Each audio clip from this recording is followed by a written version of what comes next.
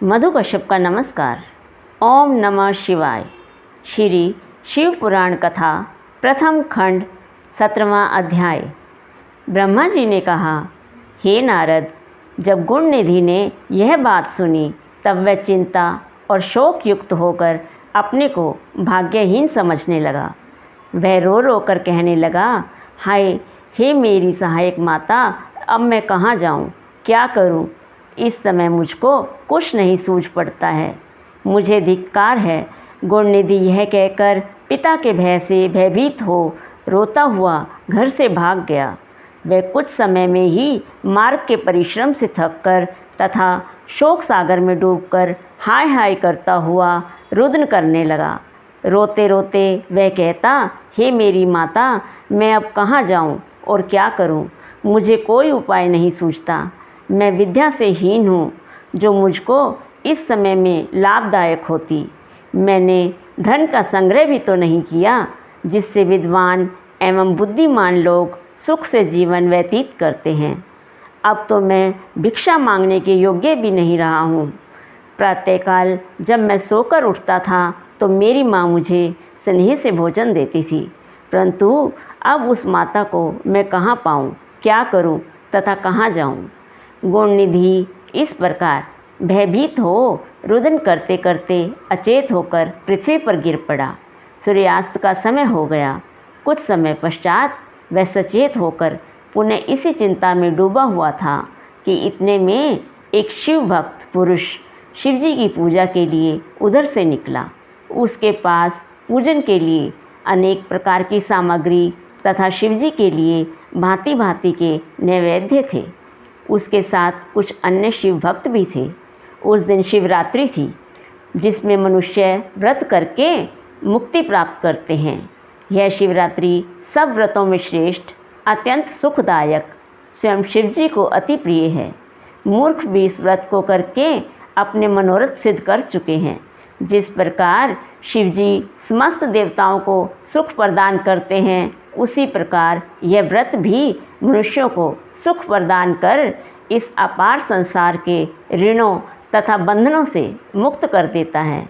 ऐसे परम शिवरात्रि व्रत को रखे हुए वे मनुष्य शिवालय में चले गए। जो पुरुष अनेक प्रकार के नैवेद्य एवं व्यंजन अपने साथ लाया था, उसकी सुगंधि पाकर गुणनिधि, जो बहुत भूखा था, विचार करने लगा कि रात्रि के समय जब ये लोग शिवजी को अर्पण करेंगे तथा सो जाएंगे, उस समय मैं इस सुगंधित भोजन को वहाँ से उठा लूँगा। गुणनिधि अपने मन में यह विचार कर उन्हीं लोगों के साथ चल दिया तथा शिवालय के ऊपर जाकर ठहर गया।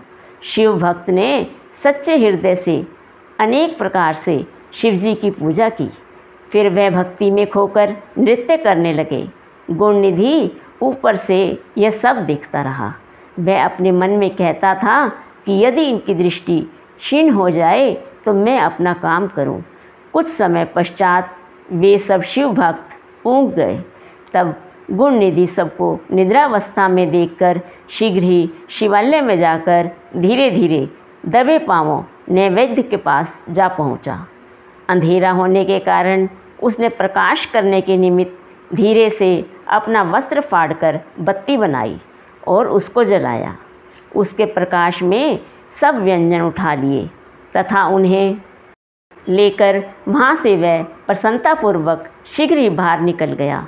परंतु चलते समय उसका एक पैर लेटे हुए किसी शिव भक्त के लग गया, जिससे वह उसी क्षण उठकर चिल्लाया तथा कहने लगा, यह कौन चोर भागा जाता है, इसे पकड़ो।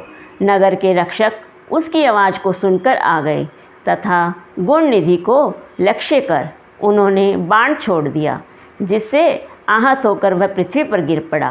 क्षण भर में ही उसकी मृत्यु हो गई। तब यमदूत वहाँ पहुंचकर मुग्दर आदि भयंकर शास्त्र गुणनिधि को दिखाते हुए उसे पापी जानकर बांधने लगे।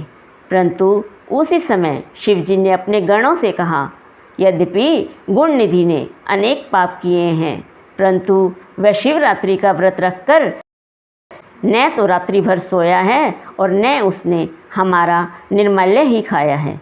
नगर के रक्षकों द्वारा उसकी मृत्यु हुई है। इस समय उसको यमदूत बांध रहे हैं।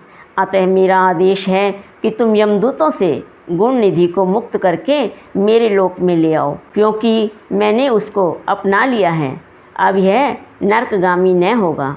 मुझको शिवरात्रि व्रत अत्यंत प्रिय है। अब गुण निधि कलिंग देश का राजा होकर मेरा परम भक्त होगा। शिव जी के आदेशानुसार उनके गण गुण निधि के पास जा पहुँचे। उनके हाथों में त्रिशूल थे। यमराज के गण उन्हें देखकर बहुत भयभीत हो गए। शिवगणों ने उनसे कहा, तुम कौन हो जो इस निष्पाप व्यक्ति को बांध रहे हो? यमदूत यह सुनकर आश्चर्य के साथ कहने लगे, तुम कौन हो जो यम की अवज्ञा करके ऐसे पापी को छुड़ाते हो? भला तुम किसकी शक्ति पर इतने प्रबल हो रहे हो? तब शिवगणों ने यह उत्तर दिया कि हम उन शिवजी के गण हैं जिनका ध्यान ब्रह्मा विष्णु आदि सभी देवता करते हैं। तुम इसको छोड़ दो। यमगणों ने कहा, तुम्हारी आज्ञा उचित है, परंतु इसके पापों का विचार न कर तुम इसे क्यों छुड़ा रहे हो? इसने अपने कुल की रीति को त्यागा है तथा वेद का अपमान किया है। हम इसकी मूर्खता कहाँ तक कहें? यह सब पापियों का सिर मोर है। सबसे बड़ा पाप जो इसने किया वह यह है कि शिव निर्माल्य चोरी करके ले भागा और खाने लगा। यह तो तुमने भी देखा होगा। तुम यह भी भली भांति जानते होगे कि जो कोई शिव निर्माल्य ग्रहण करता है उसको ऊपर से लाग जाता है अथवा किसी को देता है, वह नरकगामी होता है। शिव जी पर चढ़ी वस्तु खाने की अपेक्षा विष पीना कहीं अच्छा है, परंतु इस संसार में तो धर्म रखना भी बहुत कठिन हो गया है। शिवगणों ने यमगणों के मुख से यह शब्द सुनकर उत्तर दिया, यमदूतों, यह ब्राह्मण पुत्र निष्पाप हो चुका है। इसने सबसे बड़ा धर्म यह किया है कि इसने शिव मंदिर में जाकर अपना वस्त्र फाड़ा तथा उसे दिया जलाकर प्रकाश किया।